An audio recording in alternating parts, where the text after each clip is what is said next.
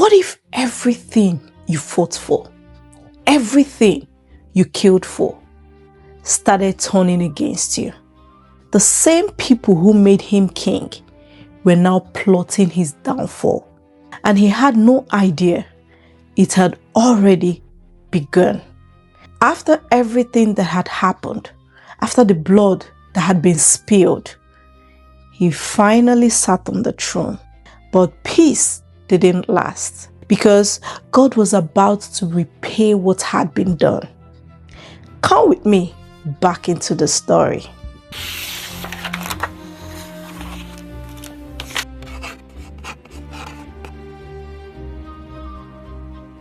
After Abimelech became king, he ruled over Israel. 3 years passed, but the peace he thought he had secured did not last. Then God sent a spirit of division between Abimelech and the leaders of Shechem, and the people who had helped him rise turned against him. They began to deal treacherously with him. Men were sent to the hills to lie in wait, to rob anyone who passed by. And it was reported to Abimelech. Then a new man came into the city. His name was Gal, son of Ebed. He gained the confidence of the people of Shechem, and they began to trust him. During a festival, the people of Shechem went out into the fields. They gathered grapes, went into the temple of their god. They ate, drank, celebrated, and made merry. And as they celebrated, they began to speak against Abimelech. Then Gal spoke. Who is Abimelech, and why should we serve him? Is he not the son of Gideon? And is not Zebul, his officer, serve the family of Hammon, the father of Shechem? Why would we serve him? But Zebul, the ruler of the city, heard these words, and he was angry. So he secretly sent messengers to Abimelech, warning him, Gal and his men were stirring up the city against you. Come at night and set an ambush. So Abimelech rose by night with his men, and they divided into groups and waited. In the morning, Gal stood at the entrance of the city gate, and he saw people coming down from the hills. He said to Zebul, Look, people are coming down from the mountaintops. But Zebul said, You're seeing shadows, not people. But as they came closer, Gal said again, Look, people are coming down. Then Zebul said to him, Where is your boasting now? Go out and fight them. So Gal went out and fought against Abimelech. But he was defeated, he fled, and many fell wounded. And Abimelech drove him out. The next day, the people went out to the fields, and Abimelech was told. So he divided his men into groups and set an ambush. When the people came out, he rose against them and struck them down. All that day, he fought against the city. He captured it.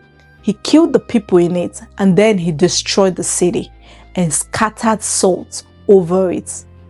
When the leaders of the Tower of Shechem heard this, they entered the stronghold of the Tower of Elbereth.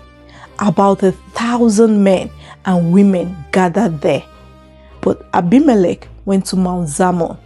He cut down branches from the trees and carried them on his shoulder. Then he told his men, What you have seen me do, do quickly, as I have done.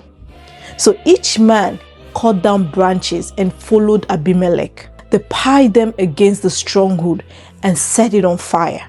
And all the people in the tower died, about 1,000 men and women. Then Abimelech went to Tilbaz. He attacked it and captured it. But inside its city was a strong tower, and all the people fled there. They shut themselves in and went up to the top. Abimelech came to the tower to burn it with fire. But as he approached the entrance, a woman from above dropped an upper milestone. It struck his head and crushed his skull. Quickly, he called to his armor bearer, "Draw your sword and kill me, so that it will not be said that a woman killed me." Really? Abimelech. We all know that. So his servants pierced him, and he died. When the men of Israel saw that Abimelech was dead, they returned home. And just like that, the man who fought for power, who killed for power, lost everything.